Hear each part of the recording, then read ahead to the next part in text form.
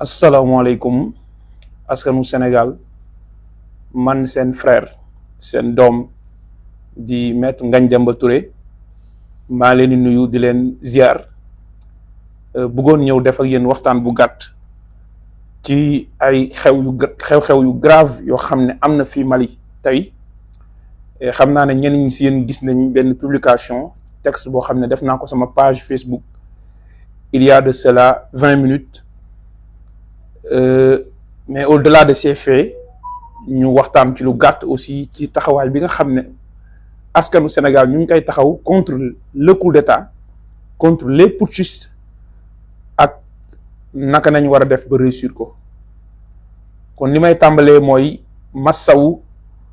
les honorables députés qui ont été arrêtés aujourd'hui et tous les leaders arrêtés muy Abbas Fall di Cheikh Aliou Bey di Guy Marius Sagna di capitaine Touré ñuy massaw ñooñu di massaw bépp sénégalais boo xam ne arrêté nañ la ci événement yi mais képp koo xam ne arrêté nañ la depuis Macky Sall bi mu toogee ci bopp Sénégal 2 avril 2012 ba léegi nga xam ne boobu ba tey Sénégal mënul am jàmm doomi Sénégal mënuñu am jàmm di wax ni nag gis nañ ne tey particulièrement coalition Diomaye président ci yenn gox yi ak ñi nga xam ne ñooy waa PUR ànd ak candidat Aliou Mamadou Dia continuer nañ di def seeni campagne en foulant au pied ce décret illégal et cette loi unique et scélérate de l'Assemblée nationale parce que yooyu ay caaxaan la amuñu droit interrompre le processus électoral yoon mayu leen ko te peuple sénégalais bi leen nattaloon juróomi at mayu leen ko. Donc tey képp koo xam ne génn nga tey di xeex ba tey jii may wax ak yéen sur le terrain muy un combat pour la démocratie pour l'état de droit ñu ngi lay remercier di rafetlu sa taxawaay comme ni ma ko bindee woon sànq ci ngoon xeex bi nag sénégalais yépp la war képp kuy sénégalais na nga xam ne bis boo xeexulee lii bu ëllëgee di nga ko rëccu mais sénégalais yooyu war ko xeex il faut que ñun ñu guider leen. Il faut que ñun ñu jël ay initiative ñun ñiy woowee suñu bopp ay acteurs politiques ñiy woowee seen bopp ay leaders ñi nga xam ne ñoom ñooy candidats yi te ñu tere leen ñu battre campagne te conseil constitutionnel constitution bi wax ne bu ñu xasee ba arrêter liste candidats yi keneen mënatu ci dara kon ñoom ñoo war a jiite mbir mi seen rôle la ñu taxaw réew am na fu muy toll kenn warul ragal pour sa jëmb daf la war a jaral sacrifice bu ne rawatina nag koo xam ne nee nga da nga bëgg a jiite 18 millions de sénégalais ku bëgg a jiite 18 millions de sénégalais le minimum de sacrifice bi la sénégalais yi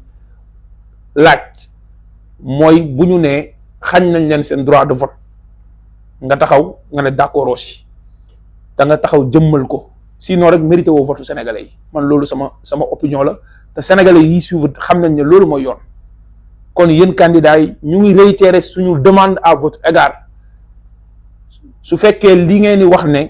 Sénégal ngeen bëgg a servir Sénégal rek moo leen ñor dëgg la xeex bi yéen a ko war a jiite bu fekkee bëgg ngeen mériter confiance su Sénégalais yi kon nag na ngeen wéyal taxawaay bi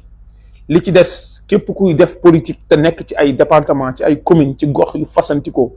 parce que ku fiy def politique presque am na gox booy defee politique.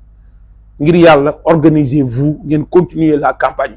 dans toutes les localités rafetlu nañ ko tey ni mu amee Parcelles rafetlu nañ ko ni mu amee Pikine rafetlu nañ ko li mu amee Linguère ak feneen ak feneen continuer leen taxawaay bi Macky Sall benn arme la am mooy tiital ñu mais ci lenn lay compter moo koy renforcer mooy ñun ñu bàyyi bañ a def nañu wéyal di def. beneen bi mooy yéen leaders yi revenir leen peuple bi ci ay mot d'ordre yu leer jàpp ay bisu manifestation jàpp ay bisu sit-in yoo xamante ne dañuy taxaw ci ay lieux te duñ fa jugee tant que Macky Sall jugewul ci réew mi wala mu organiser élection ci date bi ñu ko war a organiser mooy le 25 février loolu nag mooy tax peuple bi mën a am direction bu leer pour mën a def li mu war ñun de suñu warugar dinañ ko ci jouer jusqu'au bout te li président Ousmane Sonko doon wax la ñuy réitérer li ñu war a def dinañ ko def. lu yàlla dogal ñu nangu ko mais alhamdulilah ala kulli xaal situation bu munti xew ñu delloo ko suñu borom. kon gars yi nañu muñ, nañu takku, nañu am patience ci lu ñuy def. ñun am nañu assurance, am nañu garantie ne dañuy am ndam su fekkee bàyyiwuñu. loolu la yàlla wax ci alquran, wala tahinu wala tahzanu wa antumul a'lawna in kuntum mu'minin. bu leen tiit, bu leen jonjox, yéenay féetee kaw su fekkee gëm ngeen li ngeen di def. loolu principe la ci lépp lu nit def. waaye bu dee da ngay dem yor un discours défaitiste wala yor une mentalité pessimiste, mais le combat est perdu d'avance. Aujourd'hui, la communauté internationale est contrainte de lâcher Macky Sall. Macky Sall, il est seul. Il ne peut plus mordre. Nañu jàkkaarloog moom pour la survie de notre pays, pour ëllëg suñuy doom nekk ñu libre. Sinon bu ëllëgee bu ñuy jàkkaarloo ak suñuy doom, nous serons tous coupables devant eux. kon yow mi may déglu, jouer ce rôle. yow leader bi may déglu, xamal ne yow yaa war a guider le peuple. bu kenn ragal kaso. kaso mooy lan? kaso mooy lan? bu kenn ragal kaso. taxawaay bi ngay taxaw génn yow leader bi mooy influencer peuple bi ñu ànd génn. junni personnes yi nekk kaso, ñun ñi nekk ci biti gënuñu leen. kon bu ñu nekkee ci biti dañu war a wéyal xeex bi. ci loolu laay waxee ne régime Macky Sall nag dafa paniqué. te c'est un régime boo xam ne il est capable de tout, de toutes les bêtises, de tous les crimes pour se perpétuer au pouvoir. am na nag loo xam ne musuma cee bëgg di communiquer parce que jàppoon naa ne soxlawul may attirer attention wu Sénégalais yi, soxlawul may braquer loo bëtu nit ñi ci sama jëmm ju xeebu ji. man duma dara te maa gën a tuuti ci Sénégalais yi def sacrifice pour réew mi. am na ñu joxe seen bakkan, am na ñoo xam ne ñi ngi kaso, am na ñoo xam ne ñàkk nañ ci seen i cër, tama xam leen parce que lu ñuy wax plateforme chemin de la libération, ñun JPS ñoo ci ànd ak FRAPP di wër kër famille détenu yi ak ñi nga xam ne dañ leen rey, xam nañ li nit ñi di dund te ñu ngi ànd ak ñoom di ci liggéey, di taxaw di leen manifester seen solidarité. waaye am na mbir fu muy toll dafay laaj nag ñu informer peuple bi, mais informer opinion nationale bi ak opinion internationale pour ñi xam, pour lépp lu mën di xew ñi xam ne régime Macky Sall moo nekk responsable. bi ma exilé woo fii Mali depuis le 17 août autorité malienne yi jox ma këyit bi ma tax ma mën a toog fii nekk ci jàmm, muy asile bi. boobu ba léegi nguuru Macky Sall nelawut te mu ngi def tout pour teg loxo ci man. fu ma dëkk ñu ngi may jéem a wër pour xam fan laa nekk. làqatuwuma, dawuma, parce que exil bii ma def pour tey jii nii lii di xew ma mën a wax ak yéen sénégalais yi la. pour bu amee benn nit wala ñaari nit yoo xam ne sama discours dinañ ci jëlee xam li Sénégal li dul yoon lu fa am, ñaari nit yoo xam ne dina tax ñu génn jël seen responsabilité, loolu dama ko warloo peuple sénégalais. loolu mooy le minimum bu moo Sénégal laaj. exil boobu nag ma nekk, Macky Sall mu ngi def tout pour teg loxo ci man. te nag munul am ci autorité malienne yi pour ñu extrader ma. lan moo ko fi dese mooy yónni ay barbouze, maanaam ay defkatu ñaawteef, ay samba boy, ay agents secrets yoo xam ne seen rôle mooy exterminer ma, seen rôle mooy faagaagal ma. mais loolu duma ko nangu, je me défendrai jusqu'au bout. gis ngeen bi ma demee Maroc pour renouveler sama passeport, ñu bañ na duñ ma jox ma renouveler sama passeport. lu taxoon ma dem Maroc parce que Mali amul consulat au Sénégal. sénégalais yi nekk fii Mali li ñuy daj ci coono bu ngeen ko xamoon yéen sénégalais di ngeen taf seen gémmiñ. seen carte d'identité sax bu réeree pour ñu retrouver carte d'identité dañuy dem dellu Sénégal. Sénégal amul consulat au Mali, ambassade la am. te différence su ambassade ak consulat mooy ambassade relation entre ay état lay gérer, alors que consulat rôle am mooy toppatoo situation wu ay ressortissants wu benn dëkk ci beneen dëkk. sénégalais yi nekk Mali lan lañ gën a soxla lu dul du toppatoo seeni mbir, muy une forte communauté sénégalaise, principalement ñi nekk secteur artisanat, ñi ay tailleur nañ, ñi ay bijoutier nañ, ñi ay commerçant nañ. kenn toppatoowu leen. bu ñu waree renouveler passeport dellu Sénégal lépp lu ndaw lu mun dellu Sénégal amul benn këyit bu ñu mën a amee fii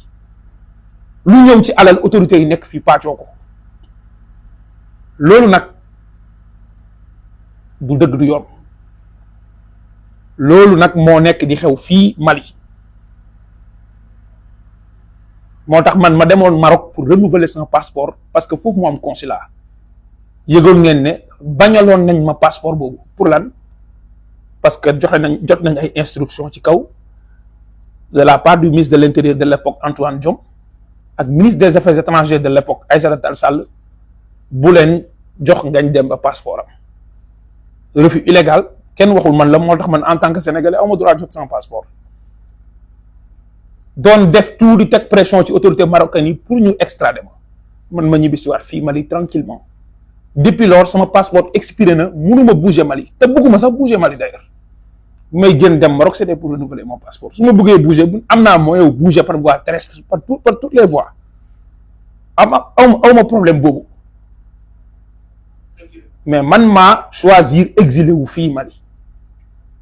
léegi ban pexe moo leen dese lu dul def tout pour teg pression ci man pour toroxal ma pour faagaagal ma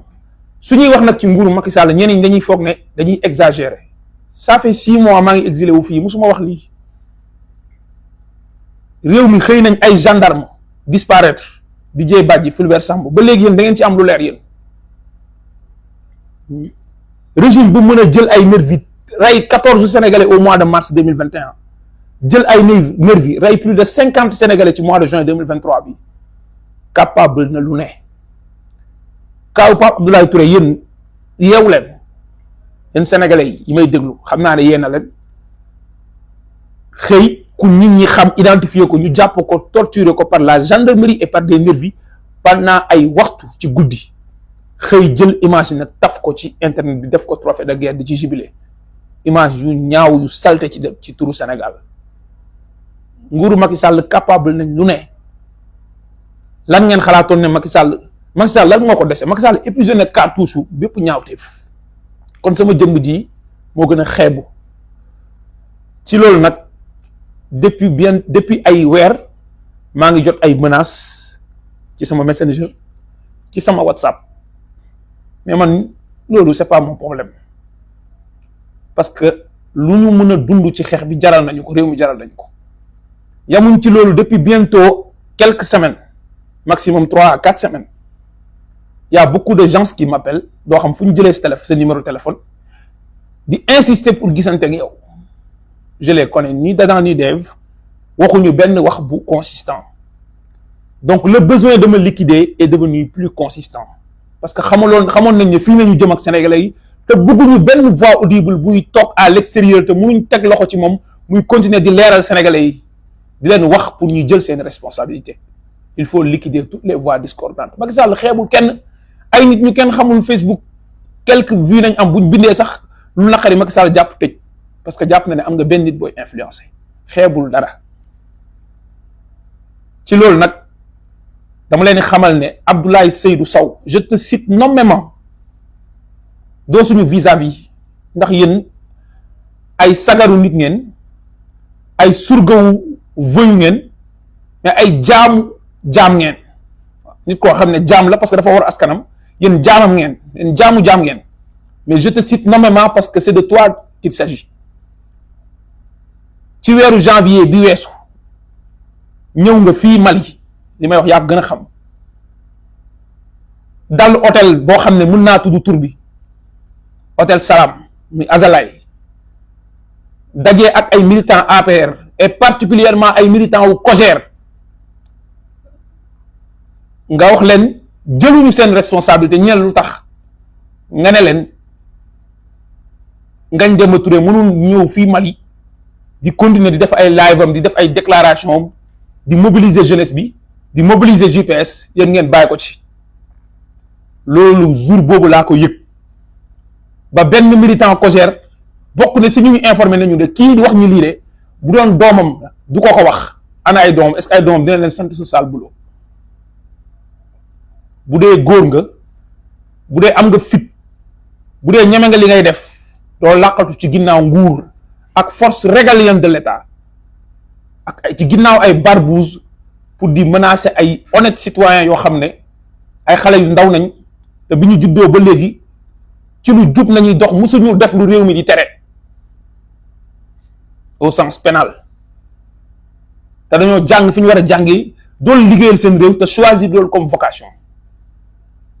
tuuti nga ci toroxal ma tuuti nga ci liquider ma munoo ci man dara.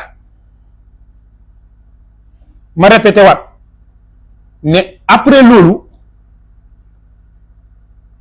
ay agent yu police surtout police parce que naa ñëw ci gendarmerie police ñëw nañ fii Mali naan dañ leen dàqee police dañ ma bëgg a gis je ne reçois personne ici et ku ñëw ci di jéem a attaqué wu ci sama personne je ne me laisserai pas faire parce que sama vie bi dama ci bëgg a jaamu yàlla pour askanu Sénégal du ma ko jox ay samba boy loolu il faut que mu leer tey nag li xew gën a jéggi dayoo ñi nga xam ne ñooy secrétariat national à la diaspora bu Pastef te nekk bu coalition Diomaye président ki ko jiite di Pape Mada Ndour di un diplomate de profession formé à l'ENA ànd ak secrétaire national chargé de la stratégie et de la prospective bu Pastef muy Habib Diop di coordonnateur Pastef Suisse ñoo ànd ñëw fii di def li ñuy wax une tournée africaine ci cadre campagne bi parce que ñun la campagne continue pour nous di daje communauté sénégalaise bi di leen laaj seen doléance tey dajee nañ ak ay association sénégalaise dajee nañ association bi jiite communauté sénégalaise bi te am na fa ay membres APR c'est pas notre problème on rencontre les Sénégalais on leur expose notre projet li may wax nii am na ay seede bi ñu jugee foofu nag ñu jaar ci benn restaurant pour le añ pour ñibbiwaat vers 17h 18h bi ñu fa toogee di waxtaan nekkete am na benn agent wu gendarmerie boo xam ne ambassade Sénégal bi ci Bamako fii ci Mali nga xam ne wax naa leen trop muy sama post Facebook Djibockor Diouf daal di taxaw nekkete mu ngi ñuy suivre di ñu filer doon ñu filmer à notre insu parce que ñun xam nañ bu nit ñu di topp xam nañ parce que ñun Sénégal bi ñu fa nekkee rek ci loolu nañ nekkoon ay nit nañu topp partout foo dugg ñu lay topp Sénégal surveillance bi c'est extraordinaire moyen de renseignement yooyu duñ ko def pour sécurité sénégalais mais dañ koy def ci ay opposants continuer di ñu topp du ñu filmer ba ci biir restaurant bi yaakaar ne nit ñi gisuñu ko bi ñu paree ñu ñëw interpeller ko ne ko li ngay def nii foo ko teg mu waat ne filmer wul kenn altercation am fa ñu wax ba mu leer ne lii kii du génn fii ci restaurant bi ba personnel restaurant bi yëpp génn client yëpp génn agent de sécurité yi génn ba police mujj ñëw intervenir ñu wax waa ji na déverrouiller téléphone am na ko tijji waa ji bi agent de police bi tëjuwee ak moom pour mu tijji téléphone am ci biir benn salle muy jéem a négocier ak moom pour ger ko policier bi moo ñu wax loolu après ñu ànd dem ak moom ba commissariat ne ko lii du jàll ñu déglu ko mu weddi feey ne moom ab sénégalais la man sax d'ailleurs xamuma coordonnateur Pastef Mali bi nga xam ne bokkoon na ci délégation bi te àndoon ak ñun Mamadou Dia daal di taxaw daal di ne ko yow xàmmee naa la ambassade Sénégal bii Mali nga nekk waa ji ne ko d'ailleurs man yow laa mujjee gis xàmmeewuma la woon ñu ne ko est-ce que yaa filmé ñii wala filmé wala est-ce que yaa leen doon topp wala toppoo leen mu ne filmé wuñ ñu policiers maliens yi enquêteurs yi génnee téléphone am xool bi ñu xoolee gis ne supprimé na éléments yi il y a de cela 30 secondes ñu restaurer éléments yi ne ko mu ngi nii yow yaa leen vidéo plus de 18 images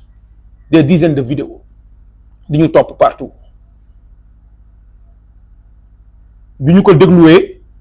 finalement mu ne dama leen doon filmer parce que gis naa ñi làkk wolof ay sénégalais nañ ma ne xam naa samay mbokk nañ ma filmer leen finalement nee na agent wu gendarmerie la génnee na kartam joxe na ko ñu ngi koy déglu foofu ca commissariat bi mu concerné fii ci Bamako lii mooy fee yi am na ay seede restaurant bu mu amee du ay clients ñu ngi fa woon personnel ñu ngi fa woon commissariat bi mu am ku mu neex boo fa demee di nga fa fekk ñu ngi ci enquêteurs yi mu ngi seen loxo. On a porté plainte et on ne laissera rien passer lii mooy fee yu am fii ci Bamako ñu ngi ñuy poursuivre partout ñu ngi ñuy filer ñu ngi xam ci lu ñu nekk balaa maa dee nag ñenn ñi foog ne état la dafa normal loolu dañ ko war a def ay doomu Sénégal yoo xam ne dañu suspect ci sécurité réew mais kenn du ko détourner contre des adversaires politiques. États-Unis Nixon ancien président américain loolu moo ko daaneel parce que da doon def espionnage contre ay opposants loolu moo tax ñu voté ne dañ koy daaneel mu xam ne procédure bi day jàll parce que dañ koy destituer par l'Assemblée mu daal di démissionner. C'est des faits extrêmement graves nguuru Macky Sall capable na de tout man nag tuuti ngeen ci tere ma nelaw tuuti ngeen ci menacer sama sécurité tuuti ngeen ci intimider ma maa ngi nii di wax lu ngeen ci mën maa ngi nii di live lu ngeen ci mën du ma ko bàyyi sama bakkan bu doon téeméeri bakkan moo war ko joxe pour peuple sénégalais bu ma joxe bu mu xëyaatee beneen dama koy joxewaat pour peuple sénégalais parce que xam naa ne yàgg-yàgg Sénégal dina baax te loolu mooy le minimum que nous devons à nos enfants loolu mooy lu xew fii Mali kon brutalité bi traque yi intimidation yi persécution bi fépp la am bépp doomu Sénégal bu nekk extérieur bu mu fay dund am na sax ay Sénégal yu dem États-Unis ñu def ay mandat d'arrêt international Maham Diallo def ko les gens sont pourchassés partout sénégalais yi tey comme ay xaj nañ leen toppee ci biir dëkk bi ak ci bitim réew maa ngi wax ne nag loolu mooy régime de terreur bëgg a def benn psychose ci bopp nit ñi gars yi bis bu ñu nanguwee séddee billaay wallaay Macky Sall dinañu teg lu gën a métti mais bu ñu fippuwee taxaw jàmmarloo mu jugee fii parce que c'est une petite personne et c'est une seule personne parmi 18 millions de Sénégalais ñi koy jàppale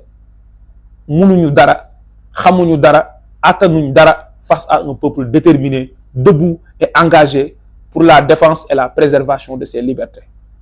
loolu laa bëggoon a wax war ko faram-fàcce ci français pour opinion internationale bi. Je m'appelle El Hadj Ngagne Demba Touré, je suis jeune sénégalais et je suis partisan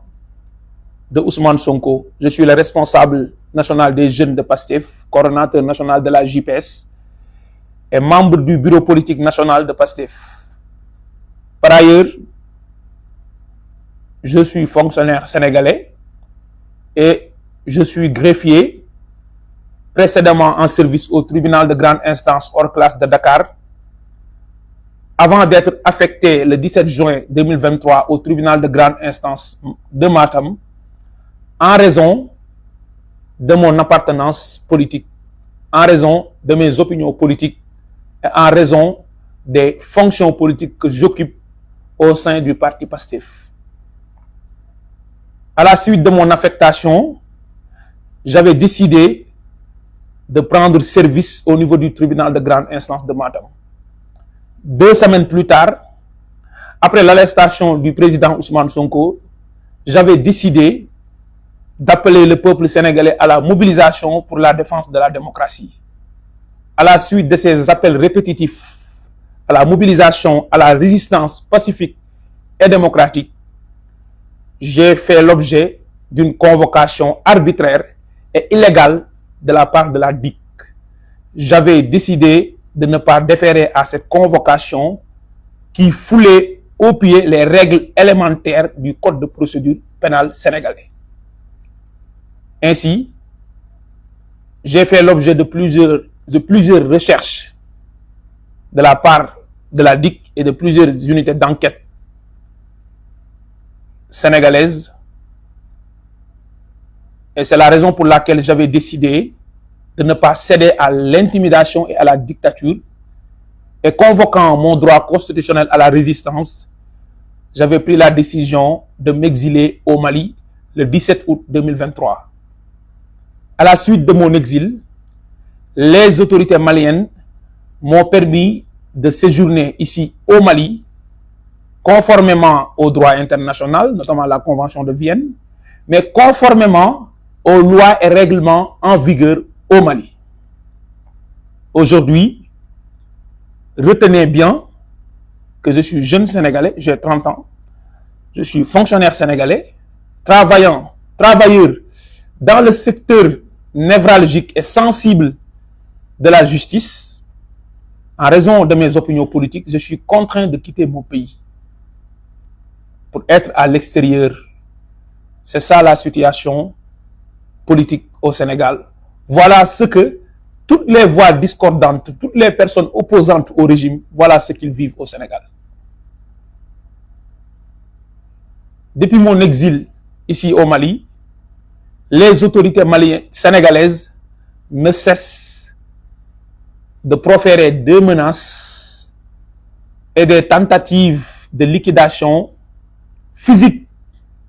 à mon encontre. Puisque toutes les tentatives de bénéficier de l'extradition provenant de l'État malien à mon encontre ont été vouées à l'échec. En tant que citoyen sénégalais, il n'y a pas de consulat ici au Sénégal, au Mali, pour les résidents sénégalais du Mali. Donc j'étais obligé de partir au mois d'octobre 2023 au Maroc pour demander, conformément à la réglementation en vigueur au Sénégal, mon titre de voyage, mon passeport était expiré. Et sans notification dûment établie et écrite, sans base ni fondement légal, les autorités consulaires sénégalaises du Maroc, basées au Rabat, à Casablanca, ont décidé de me refuser ce titre de voyage. Sur instruction de deux ministres, du ministre des Affaires étrangères de l'époque, Maître Aïssata Tall Sall, devenu aujourd'hui ministre, garde des Sceaux, ministre de la Justice, du ministre de l'Intérieur de l'époque, M. Antoine Félix Diome, devenu aujourd'hui ministre du Pétrole et des Énergies. C'est ça la situation que nous vivons. Aujourd'hui, après mon retour au Mali, l'État du Sénégal continue de me traquer. Moi, je ne suis pas un terroriste. Je ne suis pas un malfaiteur. Je ne suis pas un voyou. Je ne suis pas un criminel. Je suis jeune Sénégalais. Je n'ai jamais eu maille à partir avec la justice. J'ai étudié dans les écoles sénégalaises, notamment dans les écoles publiques. J'ai fait quelques écoles privées. J'ai été formé au niveau d'une haute école d'administration appelée le Centre de formation judiciaire. J'ai travaillé pendant 1 an au sein de l'administration judiciaire. Aucune faute professionnelle ne m'a été reprochée. Aujourd'hui, on me traque et on me pourchasse partout en raison de mon appartenance politique et de mon opposition farouche au régime dictatorial du président Macky Sall. Vous n'êtes pas sans savoir que c'est ce même régime qui a décidé de violer la Constitution à l'accoutumée, comme ils ont l'habitude de le faire, en décidant d'annuler tout bonnement l'élection présidentielle qui devait se tenir au mois de février, notamment au 25 février 2024. Aujourd'hui, à Bamako, dans le cadre de notre programme de visite de proximité, de visite politique initié par le secrétariat national à la diaspora de PASTEF, sous l'égide de Pape Madadour, en compagnie du secrétaire national chargé de la stratégie adjoint, M. Habib Diop, qui est par ailleurs notre coordonnateur en Suisse, en compagnie de notre coordonnateur au Mali, M. Mamadou Dia, nous avons initié une série de rencontres avec les associations sénégalaises dans tous les corps de métier. À la suite de notre série de rencontres, nous étions dans un restaurant pour déjeuner et nous avons aperçu, nous avons cueilli, nous avons vu et nous avons formellement identifié un agent de la gendarmerie sénégalaise ici au Mali qui nous suivait, qui faisait de la filature et qui nous filmait. Nous l'avons interpellé et les agents de police l'ont amené au commissariat. Auditionné par les enquêteurs, il avait nié en bloc les faits, mais il a été finalement confronté par les images qui ont été trouvées sur son téléphone portable. des vidéos et des photos. C'est une collecte illicite de données à caractère personnel et c'est de l'espionnage. Cette personne a été identifiée par notre coordonnateur sur place, qui est un Sénégalais résident au Mali depuis longtemps, comme étant agent de la gendarmerie, mais agent de l'ambassade du Sénégal à Bamako. Cette personne, du nom de Dibokor Diouf, est aujourd'hui dans les locaux du commissariat de police et l'enquête suit son cours. Voilà les faits qui se sont déroulés aujourd'hui au Mali. Tout d'abord, je remercie l'État malien pour l'accueil, pour l'hospitalité, mais je remercie particulièrement les agents de police du Mali pour leur professionnalisme et leur diligence. Je remercie l'État malien pour la protection. Aujourd'hui, c'est la souveraineté territoriale du Mali qui a été attaquée. Aujourd'hui, c'est l'intégrité territoriale du Mali qui a fait l'objet d'une violation par de petites personnes qui agissent au nom et pour le compte d'un clan à la tête de l'État du Sénégal. Ils n'agissent pas au nom et pour le compte du peuple sénégalais. C'est les intérêts crypto-personnels d'un cartel qui a décidé de prendre en otage le destin de tout un pays pour leurs privilèges personnels, pour leurs strapontins. Voilà ce qui s'est passé. Ce sont des faits d'une extrême gravité. Si la CEDEAO, si l'Union africaine, si toute la communauté internationale est incapable de protéger les droits civils, politiques, économiques et sociaux les plus élémentaires des citoyens sénégalais, qui sont dans un État qui a ratifié bon nombre d'instruments internationaux et qui s'est engagé dans ces instruments, à quoi servent ces institutions internationales? Aujourd'hui, le processus démocratique sénégalais a été confisqué. C'est un putsch électoral tout court. C'est un coup d'État. Parce que lorsqu'une personne prend le pouvoir en rompant l'ordre constitutionnel, illégitimement, sans la volonté populaire, c'est un coup d'État. C'est une confiscation du pouvoir en violation flagrante des lois, et notamment de la loi constitutionnelle. Voilà ce qui s'est passé. Le régime du président Macky Sall continue de me pourchasser, continue de me traquer, continue de proférer des menaces à mon encontre. Je rappelle que mi-janvier 2024, le ministre de l'Urbanisme du Sénégal, M. Abdoulaye Seydou Sow, était ici au Mali. Et lors d'une rencontre avec des jeunes militants du COJER, le collectif des jeunes républicains de l'APR,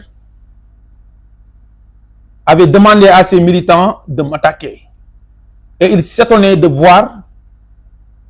que je vaquais tranquillement à mes occupations sans être inquiété. Et qu'il disait qu'il était inadmissible, qu'il était inconcevable que je reste en toute tranquillité, en liberté au Mali, en faisant des lives et des déclarations pour mobiliser la jeunesse sénégalaise. C'était une menace à mon encontre. Voilà là où le Sénégal vit avec des personnes qui sont devenues complètement fous, qui ont complètement perdu la tête à cause des délices du pouvoir et qui décident de supprimer telle ou telle personne de la surface de la terre, de mettre en péril la vie de telle ou telle personne selon leur manie, leur caprice et leur phobie. Je dis que je suis en droit, je ne négocie pas. Je suis plus que jamais déterminé à faire face au régime de Macky Sall. C'est un droit absolu pour le peuple sénégalais de faire face au régime dictatorial de Macky Sall. C'est un régime illégitime. Macky Sall n'est plus légitime pour diriger le peuple sénégalais. Son mandat est terminé. Puisqu'il ne peut pas augmenter la durée de son mandat. La Constitution ne le lui permet pas. Et c'est d'ailleurs assorti d'une clause d'éternité. Ni un référendum, ni une modification constitutionnelle ne peut augmenter, ni réduire la durée du mandat du président de la République. Cela ne peut faire l'objet d'aucune modification. Et ce sont les dispositions de l'article 27 et de l'article 103 de la Constitution du Sénégal. Donc nous sommes en droit nous ne négocions pas. Nous ferons face au régime de Macky Sall, quoi que cela puisse coûter. Donc j'en appelle à la résistance, à la résilience du peuple sénégalais pour faire face, pour faire preuve de patience et d'endurance dans la dignité. Et tôt ou tard, la vérité et la justice triompheront sur la dictature et la corruption. Merci au peuple sénégalais, merci au peuple malien, merci à l'État malien pour sa protection et en avant pour la défense de la République, de la démocratie et de l'État de droit. Merci à tous.